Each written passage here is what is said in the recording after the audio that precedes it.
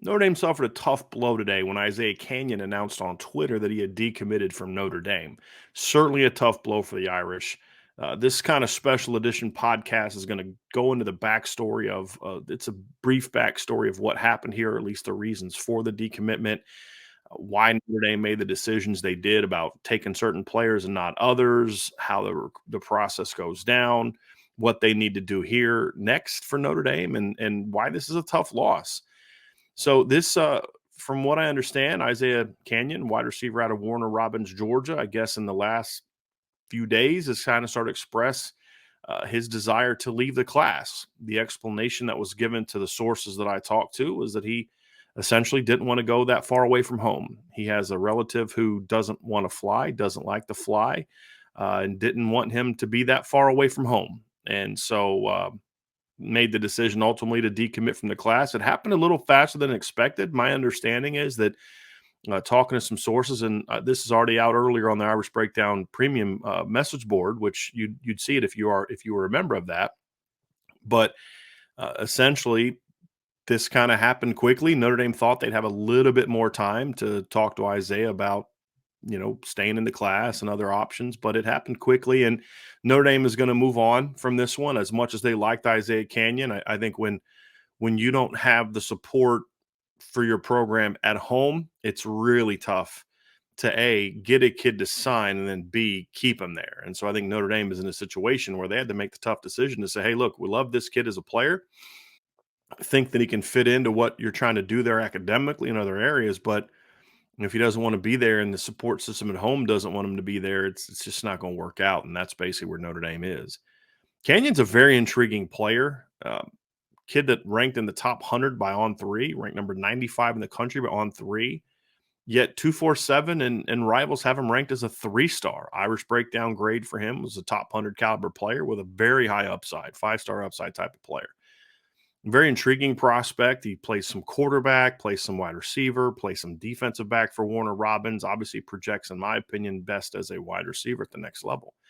Notre Dame got on him early, jumped on him really fast before a lot of other big-time programs came around that helped them land his commitment in the first place. But he committed April 27th, so his commitment lasted barely over 2 months. And I'd say, obviously the tough part is you lost a very talented player. The good part is that he at least decided early enough to where Notre Dame now has all of July and then the entire fall season to figure out who their replacement is going to be. But also a tough loss because a lot of receivers in this class have committed elsewhere, and Notre Dame has made decisions to pass on other prospects in order to take Isiah Canion in this class. And so he formed with Cam Williams and Micah Gilbert an outstanding 1-2-3 punch at wide receiver. So there's no spin in this. It's like, no big deal. He's not that good of a player anyway. He's a very good player. And this is certainly a loss for Notre Dame and a loss for this class because, as I said, they did want 3 players in this class. They were looking for more downfield, vertical, outside type of players. That's certainly what Isiah Canion brings to the table. He was my number 4 ranked player in the offensive class.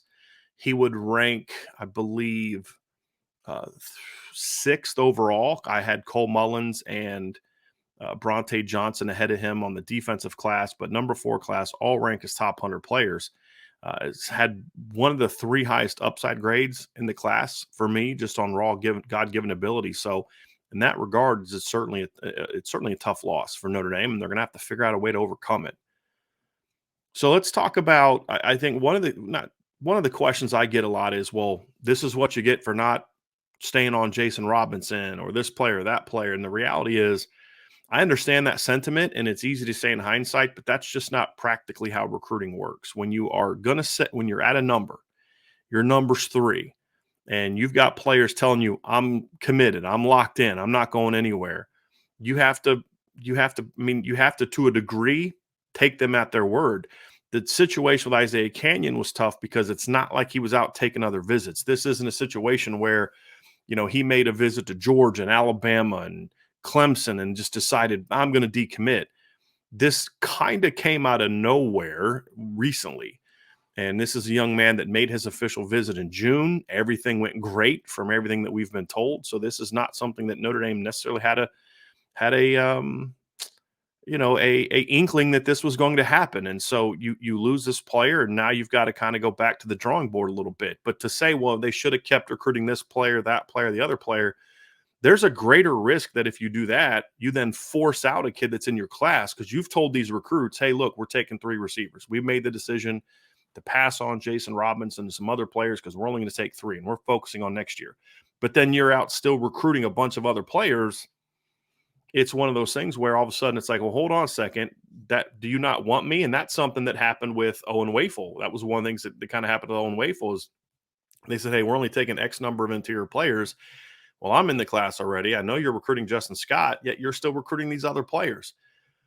And obviously that proved to be problematic. So it sounds good. It's easy to say on a message board. It's easy to say on Twitter, but practically speaking, you can't just keep recruiting a bunch of players in case somebody decommits down the road.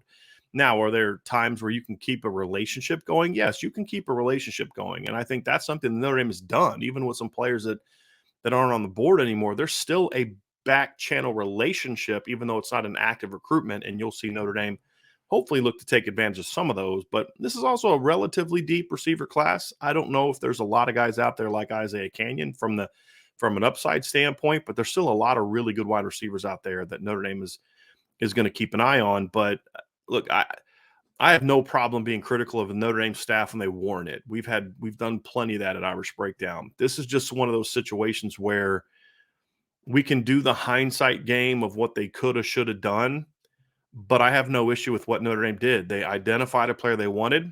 They brought him up for multiple visits. He fit well with what they were looking for. He was bought in. He committed. They moved on when they got Micah Gilbert. That was their 3rd guy, and they said, "Hey, this is our class. We're ready to rock and roll." And now Notre Dame is kind of in a tough spot because they did make decisions. They honored their word to these receivers that they would only recruit 3 guys, although there was a common understanding that there was one receiver out there that if he wanted to come, they would still take. And I'll get to that here in a little bit. But I honestly don't have a lot of criticism for Notre Dame for this. Obviously, you'd like to keep him in the class, but Chancey Stuckey's from Warner Robins. He's from the area. He's from the same city as this kid. The kid fits Notre Dame. Simply put, his family didn't want him to go away from home. I don't know what you're supposed to do about that. And it wasn't something that was expressed to them early on. It's not like it's a situation where Notre Dame was sitting here and they said all along, we don't want him there, we don't want him there, we don't want him there. They took him anyway, and now all of a sudden things are changing. I think that as the family thought about their future and they made the decision, I have some thoughts about if this is really the only reason. But for right now, I'm going to take people at their word and share my other thoughts on the premium board just to keep it behind a paywall a little bit. But that's what they say, and so Notre Dame has to move on. So then the question comes down to, what do you do next? Well, I think Notre Dame's overall strategy should be at this point in time is not to rush. You just had lost a kid who was committed. There are other players that are committed to other schools that if you like them and you want them, then you begin that process. But I think what Notre Dame should do right now is take a step back, take a deep breath, reevaluate the board. There are kids that have kind of emerged this summer as potential guys to keep an eye on that have had good 7-on-7s or good camp circuits that you can look back and say, hey, look, we like this kid, but we like the 3 we had better, or we had our 3, this kid came along late.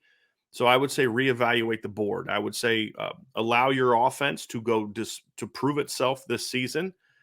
If Notre Dame has the kind of offense that I think they're going to have, they're going to put a good product on the field and a product that kids are going to want to be a part of. And so I think that's a big part of this is it's going to be very tempting to just take a kid that maybe wanted to be in the class that you decided for whatever reason you weren't ready to take a commitment from, or you thought they were better players. It's easy to jump to those and fill the need just to get your numbers back. But I don't think Notre Dame needs to do that. I think Notre Dame can be patient here. And I think they can be patient for a few reasons. Number one, as I mentioned, I think they're going to put a pretty good product on the field this year as a team and as an offense. And so if you're able to do that, especially early in the season when you play Navy and Tennessee State and Central Michigan, you've got some games early where you can really put up some big numbers in the month of September and late August, obviously, with the first game being Navy, and then into September. So you've got an opportunity to go out there and have some early season success. You play Ohio State September 23rd. if you believe in yourself and who you are as a team, you're going to say, hey, we got a chance to have a really big win on September 23rd, which is still very early in the recruiting process. You've still got the USC game to bring in kids for visits. You still have the Pitt game to bring in kids for visits. You still have the Wake game to bring in kids for visits. So you still have plenty of opportunities, including a big spotlight game about 3 weeks later against USC, to bring in kids if all of a sudden a big game against Ohio State has kids more interested in you. And so I think there's no need to rush unless it's a big time player that you feel is of equal value to Isiah Canion. There's no need to rush this decision. I think we'll see Notre Dame take their time, barring some big time player want to jump on board, and allow this process to play out, evaluate players, take the players they really like and continue to recruit them. Even some guys, I'll talk here about a couple players that I would consider moving forward that I would look at. But generally speaking, I think this is a process that needs to slow down. And with Notre Dame being so close to being full in this class, there are 20 commitments right now. They know who they want to fill out the other spots. The only old lineman they're recruiting right now is Gearby Lambert. The only defensive lineman they're recruiting right now is Justin Scott. They're only recruiting 2 linebackers at this point in time, Kingston Viliama-Asa and Bradley Shaw. They're recruiting Davis Andrews as a safety, but he's going to reclassify to 26 because he's going on a Mormon mission, and they're still recruiting Caleb Beasley. That's about it. That's the board. So then you say, okay, well, you don't have a lot of resources there. You're already putting a lot of emphasis on 2025.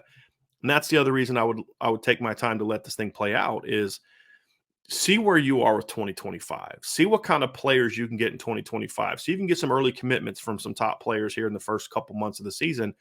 And then you can look at it and say, okay, well, we feel really good about where we are with this player, and this player, whether it's a Taylon Taylor, Derek Meadows, a Dalen McCutcheon, whoever the top players are. And there's a lot, Cooper Perry, Jerome Bettis Jr. There's a lot of talented players in that 2025 receiving class. And so you don't need to rush into a decision. You could let that play out, see what kind of momentum you can gain there. And then why that matters to 24 is if you feel like, hey, we're doing really well with some big, tall, vertical guys in the 25 class, maybe that opens your board up a little bit in 24 to take a different type of player. And you don't have to focus on sort of the outside vertical guy if you can't get that guy. Obviously, if you can get that guy, great.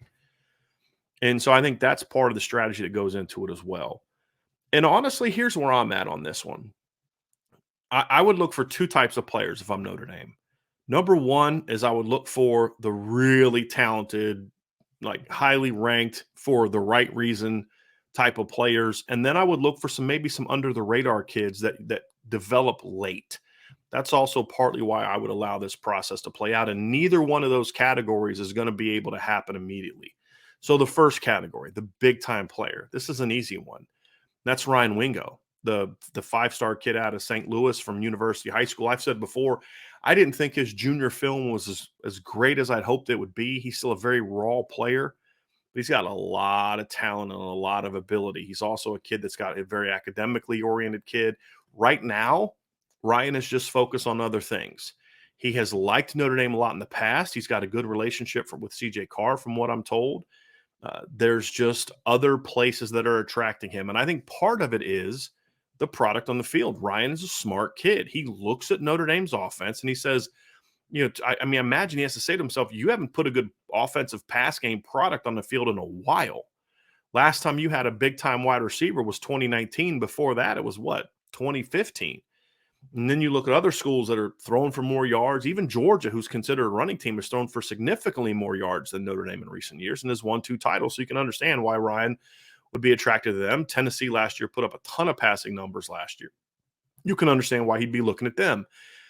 And so with Wingo, I would say, look, I don't care what he says to you now, if he's interested or not, as long as he keeps talking to you, I would go after him and players like him. Even if they're committed to other schools, and then trust that if the product you're going to put on, if you truly believe in the product you're going to put on the field this year, then you have a chance to close on one of those players. And if your product's not good, then you can adjust, you can go to the second category. And that second category to me is players that you look at that are sort of developmental guys like an Isiah Canion, but maybe not quite to his level, or guys that are late bloomers, guys that people don't know a lot. This happens all the time. I mean, go look at the portal this year. There's 2 Kent State had 2 wide receivers that Power 5 teams wanted bad. And so you see those kids kind of come on late their senior years and they get passed over because teams are full. So I would be willing to be patient, guys like that. I mean, keep in mind last year at this time, we didn't know who the heck Brandon Hillman was, right? And he kind of came out of nowhere and developed into a highly ranked player, guy that Notre Dame wanted, didn't work out for them, but that kind of player. We've seen that before. So that's the second type of player that I would look at. What I would not want Notre Dame to do is settle right now. And I think that's the thing that they need to be careful about. And it's going to be easy for Notre Dame fans to start saying, well, what about Quasi Gilmore? What about Jeremiah McClellan? What about Bredell Richardson? I would certainly circle back on those players and consider them. But, there's a reason that Notre Dame decided to go in a different direction before. Good players all, but maybe not big-time players. And they're trying to hit some home runs. So what I would do is I would just take a deep breath. You signed 4 kids last year. You've got 2 in this year's class. You don't need to rush to get a third receiver in this class. So I would take my time a little bit if I'm Notre Dame, allow this process to play out, really see if you can get some traction with the Ryan Wingo type of players, the big-time players, the highly talented guys that you got to battle Georgia and Tennessee and teams like Michigan, teams like that for. And then in Ohio State and all those other type of programs, you're going to battle the top receivers for them. Take your shot, right? Like here's what I can here's the one thing I guarantee this whole process. If you don't try to go after those top guys, you are not going to get them. If you don't try to go after Ryan Wingo and other top recruits, then you're not going to get them. That's a given. That's an easy one. Anyone can say that. So take your shot, right? That's what I would say to Notre Dame. Take your shot, but then also have some of those, the Chad Bowden special, right? Those guys that Notre Dame's been able to find in the last couple of years that kind of come out of nowhere that we don't hear about. Who the heck knew about who Ben Minich was before he camped at Notre Dame last year, right? Who knew who Brandon Hillman was before Notre Dame got on him last year? Then he saw his recruitment blow up. So I think this is a staff that has shown the ability to identify really high ceiling players that maybe not a lot of people see. That's going to take some time. So don't rush. Open things back up. Reevaluate the guys you passed on. Some of those guys may make the improvements that you feel that you would need to see to go back in on them. So I mentioned earlier, Quasi Gilmore, McClellan, Bredell. Maybe they see something as their senior year start to say, you know what, man, this thing, we didn't love this about this kid, but now he's a senior. He's improved in that area, and boom, let's rock and roll on him. And if that's the case, then go after that guy. But then be open to other prospects and be willing to go after the big-time guys. There's just no need to rush right now. They're in a good place. You've got a big-time quarterback. You've got a very talented receiver class. You had 4 kids from last year that right now the staff is very high on. There's just no need to rush. And so let the process play out. So that's what I think Notre Dame should do when it comes to replacing Isiah Canion. They're going to need to do it at some point in time.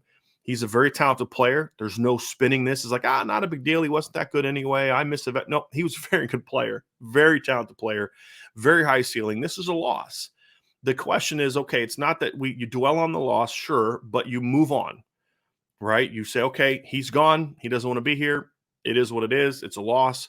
Now let's focus on replacing him with somebody that's equally as good, if not better. That's got to be the goal, and that's where Notre Dame needs to be. So it's going to be interesting to see this process play out. We should get a lot more recruiting news here in the month of July. So certainly an interesting way to kick off the month of July from a recruiting standpoint. But we'll get some more news. Hopefully the news that Notre Dame gets the rest of this month will be better than this one, but still a great offensive class. They just need to make sure that they finish it off on a very strong note. So that's going to do it for this breakdown of the current situation with Isiah Canion. We'll be back on Monday with our regular recruiting hour. I'm sure we'll have a little bit more on this, but then we'll start diving into what we talked about, which is introducing you all to the 2025 receiver or the 2025 class.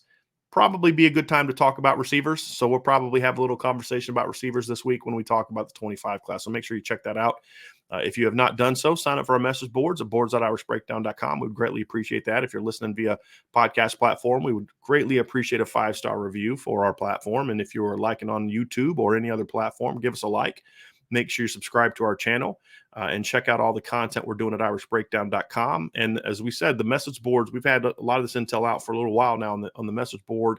When we find out more, we'll have that on there as well at boards.irishbreakdown.com. I promise you won't regret signing up for that. It's a fun place to be. It's in the off season and in season. So definitely check that out. So thanks for joining me today, folks, on the Irish Breakdown Podcast.